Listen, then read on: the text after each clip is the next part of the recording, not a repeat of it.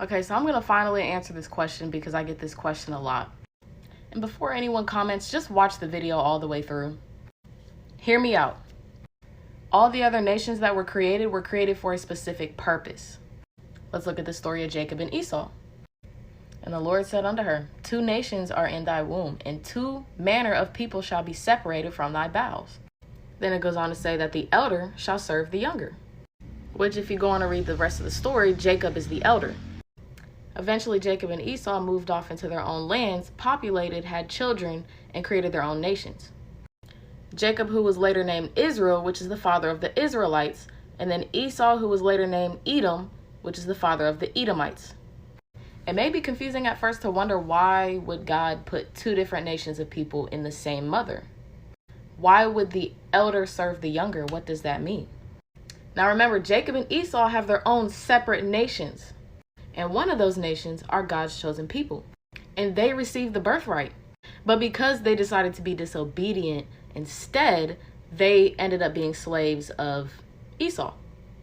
However, that doesn't justify slavery at all because they overdid it. We were only supposed to be slaves and pay off our debt to the Most High for being disobedient. But instead, we were tortured, murdered, all of the above.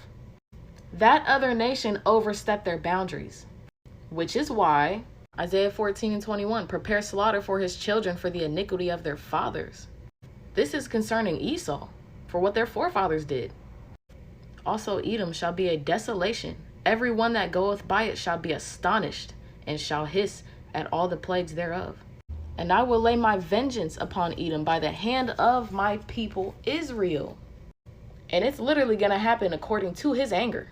But fear not my servant Jacob, and be not dismayed, O Israel, for behold, I will save thee from afar off, and thy seed from the land of their captivity.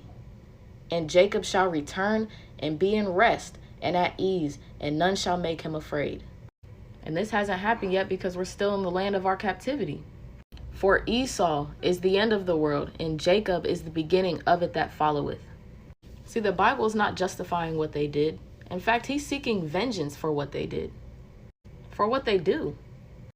See, I don't know why people seem to think that when the Messiah returns for the second time that he's coming to hand out hugs to everybody and shake everyone's hand and sign autographs.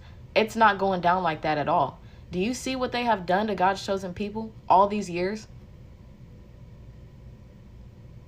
All these years, all this trauma, all this damage that they have done, and they seem to think that it's going to be all roses and dandelions. That's called being brainwashed.